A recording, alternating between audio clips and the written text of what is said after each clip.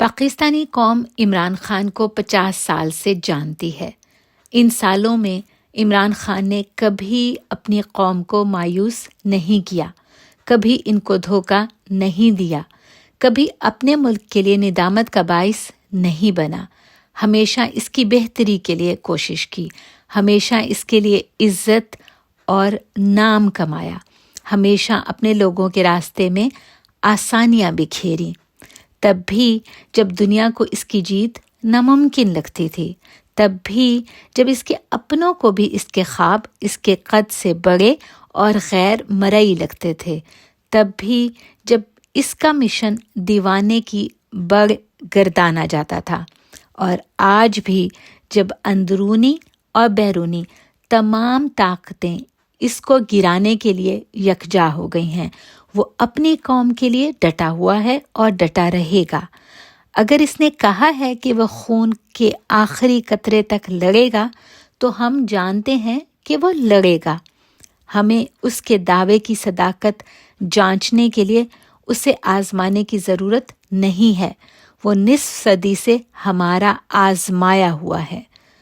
مگر وہ سہ سکتا ہے تو اس کا مطلب یہ نہیں کہ سہتا رہے اور ہم آنے والے برسوں میں اس کی بہادری کو لوک گیتوں میں بیان کریں۔ عمران خان آنے والی نسلوں کے لیے ایک دیومالائی کردار ہوگا، لیکن اس کی داستان میں ہم کیسے یاد رکھے جائیں گے، ہمیں خود سے یہ سوال پوچھنے کی ضرورت ہے۔ وہ ٹوٹ نہیں رہا، اس کے حوصلے بلند ہیں، وہ 1000 سال بھی جیل میں رہنے کو تیار ہے۔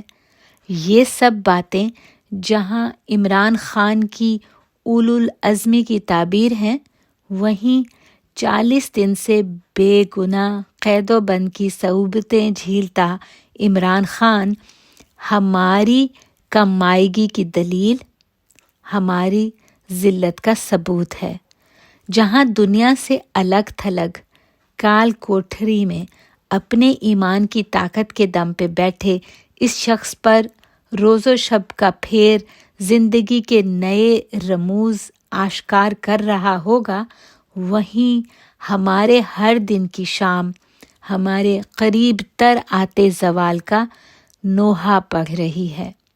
ہر ڈوبتا سورج ہماری پستی کا تماشا دیکھتا جا رہا ہے۔ آج ہمیں اپنے آپ سے نظریں ملانے کے لیے اس کی نظروں میں معتبر ہونا درکار ہے۔ ہمیں اپنی حمیت کے لیے اس کی خودداری کی حاجت ہے۔ ہمیں اپنی بقا کے لیے اس کے عزم کی ضرورت ہے۔ اس کی لڑائی لڑنا ہم پر اپنے پرکھوں کے سامنے سرخرو ہونے کے لیے لازم ہے، اپنی نسلوں کے آگے بہرہ مندی کے لیے واجب ہے۔ اس کی بہادری میں اپنے لیے اطمینان نہیں، خلش ڈھونڈیں۔ اس کے چہرے کے سکون میں اپنے لیے تسلی نہیں، ارتعاش تلاش کریں۔